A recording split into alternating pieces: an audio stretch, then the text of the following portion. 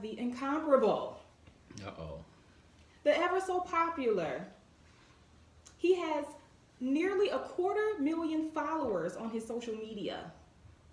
He's not only the player, but he's the president of Grand City Sports, founder. Yep.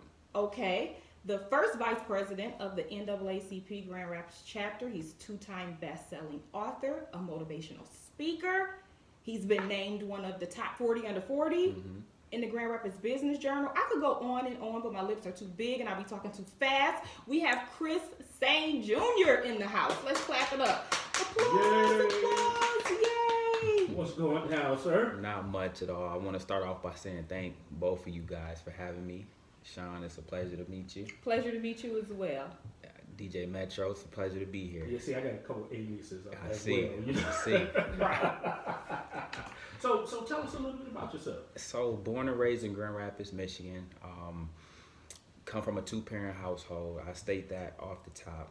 And I say that because even though I come from a two-parent household, I had a brother, my oldest brother, who went away to prison for, originally was sentenced to 25 years, ended up serving nearly 20 years. And so sometimes there's this misconception that just because you have both parents that those individuals don't go through things. And in no way do I compare it to the single parent struggle. However, just because I have both parents, we weren't exempt from tragedy and things striking us as well. And so born and raised here, got two brothers, like I said, the one that I mentioned, and my younger brother Preston. And like I say, Grand Rapids through and through.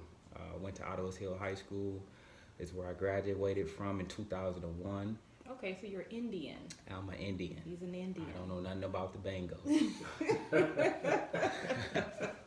Yeah, and so yeah, man, and of course I credit sports for a lot of my success. It put me on a fast track to success, actually, and it kept me away from streets. It kept me away from gang violence. It kept me away from a lot of things, and actually gave me a focus. And so with that focus, man, I was able to channel it into various things, from actually playing ball at the college level to using my athletic ability to earn a degree.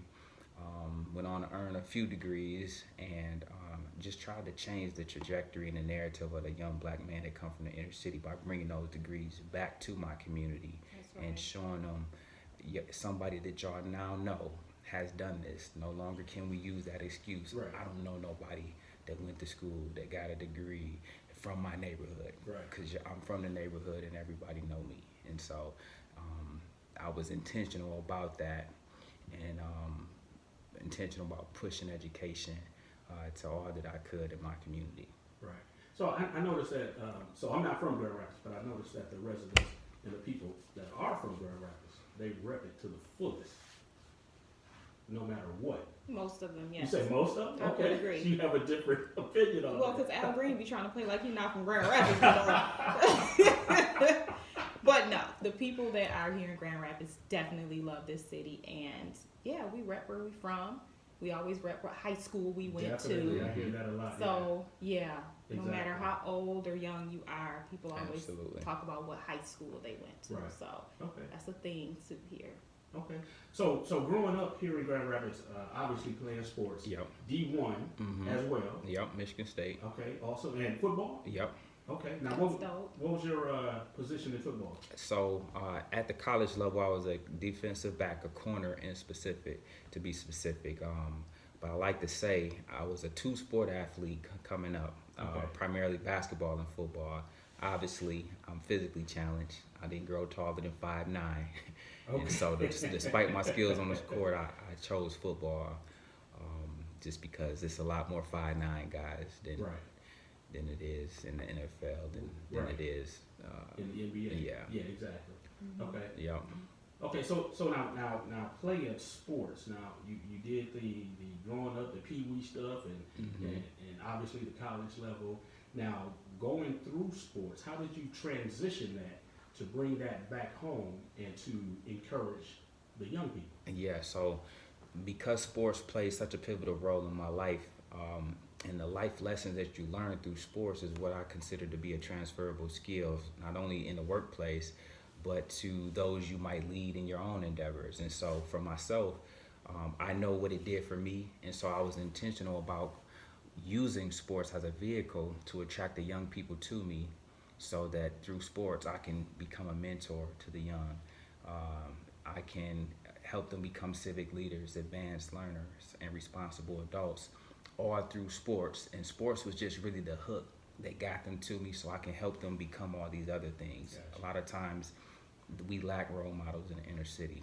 We lack a positive male example that really give up the time, talent, and energy needed to pour into someone else. If they're not getting paid, typically guys won't stick around for too long to do Right. it. And so you have to have a spirit of service to do some of what I do, and it have to really be in here, in your heart, to desire to every day get up and make somebody else better. Right. So, what are your views on young men, specifically young black men, being geared more towards sports versus education? Well, unfortunately, I think it's changing. I'll answer that question, but it's changing. Sports used to be the end all be all. The athletes of the school was the most popular kids in the school. That has shifted dramatically. I'm in the schools quite frequently, and the athletes are no longer the popular students in the school. It's the rapper, the dancer, the people that are the students that's taking up entertainment, and those types of endeavors are now becoming the it people in the school. And so that's a shift for me, just because when I was coming up, sports had such a stronghold on the well. school. Yeah. And so to answer your question, I still believe sports is a huge deal, though. I think on many levels it prepares them young man for life. It gives him the discipline. It gives him the structure needed to be successful in the real world.